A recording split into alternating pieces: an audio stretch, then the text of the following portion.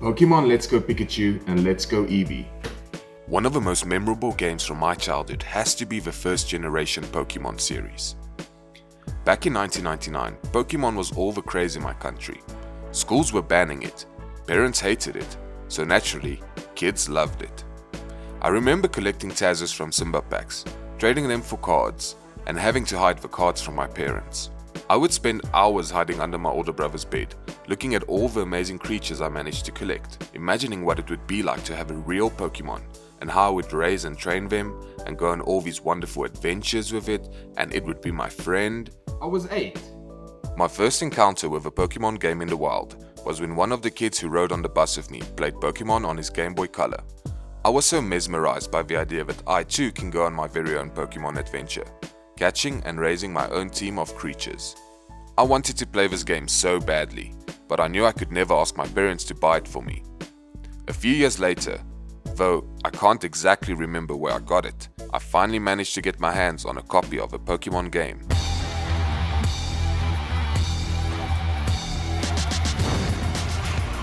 And so, my first Pokemon journey and my love for the Pokemon games began.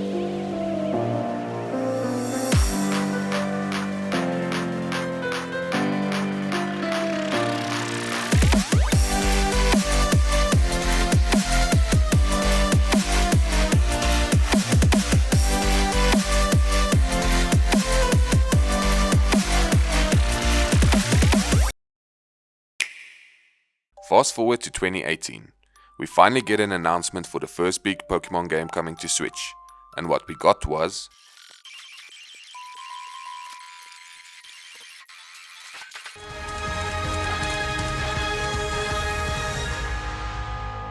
Pikachu! Eevee! Yeah! I was ecstatic! I once again get to return to the Kanto region and experience the world that made me fall in love with this franchise, understanding that we will still be getting a new big Pokemon game on the Switch in the future. We did. This announcement was exactly what I wanted for my first Pokemon experience on the hybrid console at the time. I pre-ordered the game as soon as I could and had to spend days being teased by the unplayable icon on my Switch. Launch day came, and I could finally go on my first Pokemon journey since the Nintendo DS. I booted up the game and fell in love with the Kanto region all over again after I restarted my journey a few times in order to get a Pikachu with a straight tail instead of a heart-shaped tail.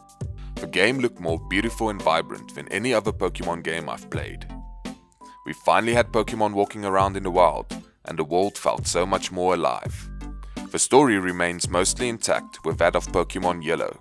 You get to start with a Pikachu or Eevee, depending on which game you choose. You go on an adventure, fight gyms for badges, defeat Team Rocket along the way, and then go on to fight the Elite Four and the current Pokemon Champion in order to become the new Pokemon Champion. You no longer had to deal with random encounters, Yes! as you could now just see which Pokemon are where, and even choose to avoid confrontation with the ones you don't want to catch. I quite enjoyed the challenge of avoiding certain Pokemon in order to maintain a catching combo. This new feature made exploring feel less tedious and much more pleasant, as you could now just walk around some Pokemon to avoid them instead of getting into random battle after random battle every few steps. Your starter Pokemon will always be visible on your head or shoulder, even if they are not part of your team. But you can choose one of the Pokemon in your team to also roam around with you or even ride on. This made me excited to see which Pokemon will pop up around every corner, since I wanted to try them all. My plans for making the ideal team got thrown out the window in favor of seeing which Pokemon looks the coolest when following you, It's Rattata! and which Pokemon I want to ride around on.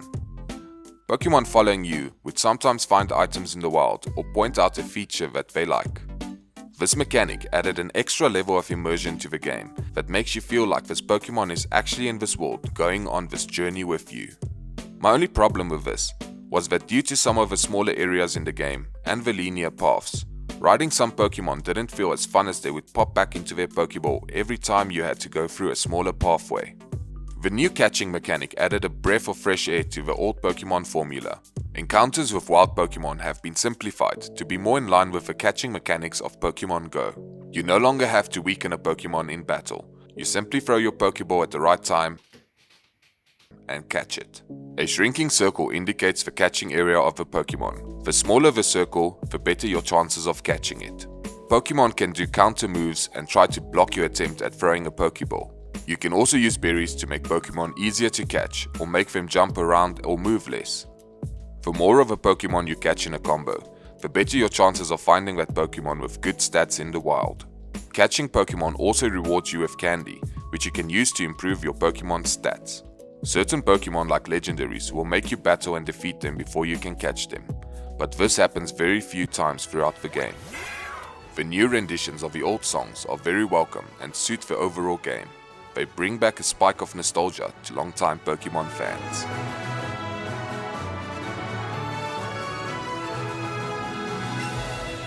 You can play and interact with your Pikachu or Eevee by petting it or changing up its hairstyle. They will also sometimes give you gifts or react to what's happening in the story. Although this doesn't really offer much depth, it's a welcome feature that adds a little extra to the game. Your starting Pokemon can learn some powerful moves and can feel very overpowered really quickly if you keep them in your party. HMs have been removed, so you no longer have to offer up a slot in your party just in order to get around the world. Your starting Pikachu or Eevee will be able to learn the moves such as Cut, Surf, and Fly as special moves that can't be used in battle and does not affect their move pool. TMs are reusable, so once you get it, you don't have to worry about wasting it on the wrong Pokemon, as you can use it as many times as you want. Held items don't show up in this game, and it really feels missed, especially in the post-game. I'm all for changing features, but taking them away without a proper replacement makes it feel like there's a void in this game that has been overlooked. You can transfer first generation Pokemon you catch in Pokémon GO to your Pokémon Let's Go game, and then attempt to catch them in a place that replaced the Safari Zone. It takes quite some time to reach this place, so this feature doesn't really spoil the adventure, but I was looking forward to the Safari Zone. Transferring Pokemon this way allows you to unlock a box once a week that works like a lure and allows you to catch a special Pokemon named Meltan in Pokémon GO. This was a fun little addition and helped bring these games together a little more. A problem I encountered after playing for a while was the controls. The game lacks Pro Controller or dual Joy-Con support when playing in docked or tabletop mode. I understand that the controls were made to give you the most immersive catching experience, but playing on your TV using only one Joy-Con feels awkward. The Pro Controller has motion controls, and they could have just given us dual Joy-Con support and make you swing just one Joy-Con in order to throw a Pokeball. But no! This was the first big mainline Pokemon game for the Switch, and due to the control scheme, I ended up playing it in handout mode most of the time, instead of on my TV, just because the handout controls felt more natural. Another problem, which is also my biggest problem with recent Pokemon games. Permanent experience share. Permanent XP share has become part of the Pokemon games, and not having the option to turn it off ruined most of what I found fun in the older Pokemon games.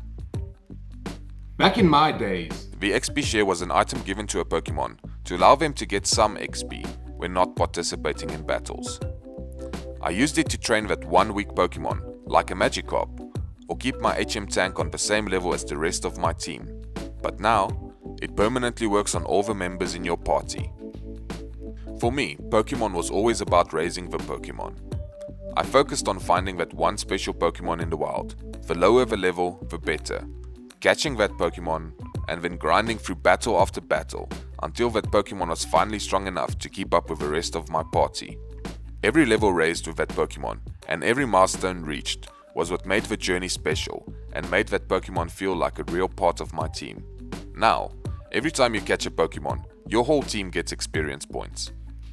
Every time you win a battle, your whole team gets experience points. I would finally find that one Pokemon I wanted to train, and after a few catches, they would automatically level up and even evolve, even though I haven't even gotten around to training them, just because they were in my party. This took away from the sense of accomplishment when reaching certain milestones with each Pokemon, and made the Pokemon feel disposable instead of a valuable asset to your journey. I have very mixed feelings when it comes to the 2-player mode. Giving you an opportunity to play the entire game with a friend or family member is a great feature. Co-op mode provided me with an awesome experience, letting me join my son on his first Pokemon journey and helping him lighten the load and understand the game structure better. The problem, however, is that the 2-player mode feels unfinished and unbalanced. The game's difficulty doesn't upscale, and the battles feel like you are two punks beating down on helpless opponents who could only use one Pokemon to defend against your two, breaking the game's pace as you just steamroll through opponents. Game Freak could have given us more double battles, which would also spice up single player mode, or they could at least let opponents use two Pokemon. The post game leaves you with much to be desired. Apart from unlocking one new cave, containing a special Pokemon and a few antagonists and trainers from previous games making appearances, Master Trainers appear around the region. Wow. These trainers have one Pokemon, and in order to fight them, you have to use the same Pokemon. The Master Trainers Pokemon are on a really high level. They have good stats and sometimes contain a special move that is effective against the same Pokemon. This means that you have to train each of the 150 Pokemon to a level that would be able to fight against these trainers. This is where my problem with the lack of health items come in. If you have to train a Weedle to a high level, let's say level 70, you have to cancel his evolution animation 64 times. Going through this while trying to train your Pokemon to fight for Master Trainers can get frustrating really quickly.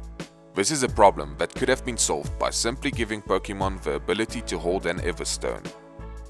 Apart from this, there's really nothing new or exciting to experience post-game. No new islands or areas to explore. After finishing the game, it felt like I still wanted to experience so much more of this world. It felt like I wanted to take a sip of my coffee, only to find that my mug was already empty. So, I played it again, this time imposing rules on myself, such as only catching one of each Pokemon, with the exception of shinies. I had so much more fun with this playthrough. You can still find ways to pump up the game's difficulty level through self-imposed rules, but that makes it feel like you have to work harder to enjoy the experience. Though Pokemon Let's Go Pikachu and Eevee have a lot of flaws, they are still an experience worth having and a good starting point for the Pokemon games on the Switch. There is still tons of fun to be had, if you're willing to put in the effort. I would recommend picking up this game on the Switch, if you're looking for a fun, light-hearted Pokemon experience. But to be honest, the next time I return to the Kanto region, it will probably be in the post-game of Pokemon Soul Silver or Heart Gold instead of Pokemon Let's Go.